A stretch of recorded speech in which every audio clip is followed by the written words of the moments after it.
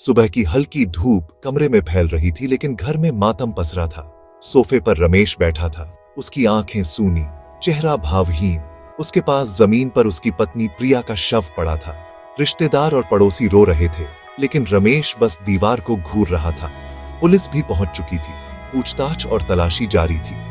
एक senior inspector ने रमेश से सवाल करने की कोशिश की, लेकिन रमेश ने कोई जवाब नहीं दिया। उसकी खामोशी पुलिस को भी असामान्य लगी। आस पड़ोस के लोग फुसफुसा रहे थे, शायद सदमे में है, बहुत प्यार करता था प्रिया से। लेकिन क्या यह सच में दुख की खामोशी थी या कोई राज छुपा था? किसी को अंदाजा नहीं था कि यह सुबह एक बड़े तूफान की शुरुआत थी। तभी भीड़ में से एक शख्स अंदर आया, डिटेक्टिव नीरज। उसकी नजरें हर चीज को परख रही थीं। नीरज को ऐसे मामलों में बुलाया जाता था जहां कहानी सतह से कहीं गहरी होती है। नीरज ने इंस्पेक्टर से पूछा, क्या पता चला? इंस्पेक्टर बोला, शरीर पर चोट के निशान नहीं, पति सदमे में है। नीरज ने कहा, जो दिखता है वो हमेशा सच नहीं होता। नीरज रमेश के पास गया, बिना सवाल किए बस उसे देखता रहा। कुछ देर बाद बोला, आपकी खामोशी आपके दुख से बड़ी लगती है। रमेश की आंखों में एक पल के लिए घबराहट आई। नीरज को पहला सुराग मिल गया था। यह मामला जितना सीधा दिख रहा था उतना था नहीं। अब उसका मकसद था इस चुप्पी के पीछे की कहानी को उजागर करना। नीरज ने घर की तलाशी शुरू की। उसकी नजर प्रिया के बिस्तर के पास रखे आधे भरे पानी के गिलास पर गई। उसने गिलास को फोरेंसिक के लिए सील करवा दिया। नीरज ने रमेश से पूछा, कल रात प्रिया ने क्या खाया या पिया था? रमेश चुप रहा। उसकी आंखों में अब गुस्सा था। नीरज ने हार नहीं मानी, लेकिन हर सवाल पर वही खामोशी। घर वालों और रिश्तेदारों ने बताया कि दोनों खुश थे, कोई झगड़ा नहीं था। लेकिन नीरज की छठी इंद्री कुछ और कह रही थी। नीरज ने इंस्पेक्टर से सीसीटीवी फुटेज मंगवाई। जब तक मेडिकल रिपोर्ट नहीं आ जाती, हर मौत असामान्य है, उसने कहा। अब उसे यकीन था, प्रिया की मौत का राज रमेश की चुप्पी में छुपा है। नीरज ने पड़ोसियों से बात करने का फैसला किया। मिसेस शर्मा ने बताया, प्रिया बहुत हंसमुख थी, लेकिन रमेश अजीब था। कई बार दोनों में बहस होती थी। यह जानकारी घर वालों की बातों से अलग थी। नीरज ने और पड़ोसियों से पूछा।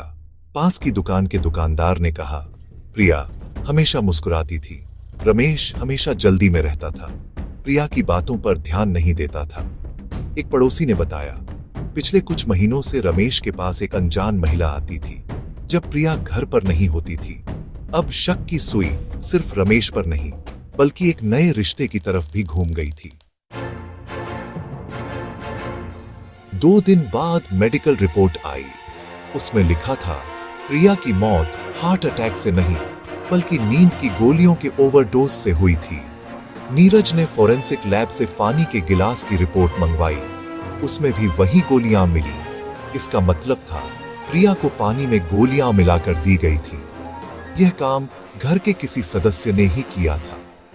अब नीरज के पास मजबूत सबूत थे। यह हादसा नहीं, कत्ल था। और मुख्य संदिग्ध था रमेश, जो अब भी खामोश था। अब नीरज को बस वह पल देखना था जब प्रिया को जहरीला पानी दिया गया। टीम ने घंटों की सीसीटीवी फुटेज खंगाली। आखिरकार एक फुटेज मिली। रात 11 बजे रमेश किचन में पानी का गिलास भरता है, जेब से कुछ निकालकर उसमें मिलाता है और चम्मच से घोलता है। उसके चेहरे पर कोई शिकन नहीं थी, वह बेहद शांत था। यही गिलास बाद में प्रिया के कमरे में मिला।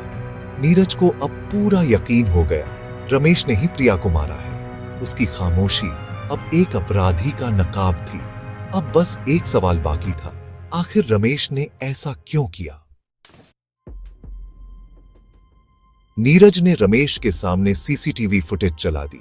खुद को पानी में गोलियां मिलाते देख रमेश का चेहरा सफेद पड़ गया। नीरज ने कहा, अब भी कुछ नहीं कहोगे रमेश? या मैं बताऊं कि उस रात क्या हुआ था? रमेश की चुप्पी टूट गई। वह फूट फूट कर रोने लगा। हां, मैंने ही किया है, उसने कबूल किया। उसकी आवाज में गुनाह का बोझ और हताशा थी। नीरज ने पूछा, क्यों किया रमेश? सच बताओ। रमेश ने कांपते हाथों से पानी पिया और सच बताने लगा। शादी के बाद सब ठीक था, लेकिन धीरे धीरे प्रिया से घुटन होने लगी। वह बहुत सामाजिक थी, मैं शांत रहना चाहता था। मैं तलाक चाहता था, लेकिन वह मानती नहीं थी। इसी बीच मेरी जिंदगी में सोनिया आई। ऑफिस में काम करती थी, स्वभाव मेरे जैसा। मैं सोनिया से शादी करना चाहता था, लेकिन दो रुकावटें थीं, प्रिया और पैसों की कमी। कुछ महीने पहले प्रिया के नाम पर बीमा पॉलिसी करवाई थी। अगर उसकी मौत हो जाती तो पैसे मुझे मिलते। यहीं से साजिश शुरू हुई। इंटरनेट पर पढ़ा, नींद की गोलियां खरीदी और एक रात प्रिया के पानी में मिला दी। मुझे लगा कोई नहीं पकड़ेगा। रमेश का कबूलनामा सुनकर नीरज सन्न रह गया।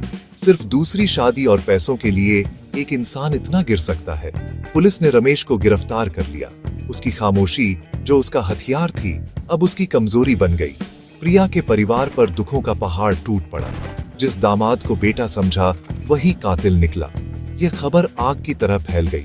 एक शांत दिखने वाला इंसान इतना खतरनाक हो सकता है। नीरज सोच रहा था, यह सिर्फ एक अपराध नहीं, रिश्तों के खोखलेपन की कहानी भी है। ये केस सबक बन गया। हर खामोशी दुख नहीं होती, कभी कभी उसके पीछे एक शातिर दिमाग छुपा होता है। सच देर सवेर सामने आ ही जाता है। इस बार रमेश की चुप्पी ही उसके खिलाफ सबसे जोर से चीख उठी।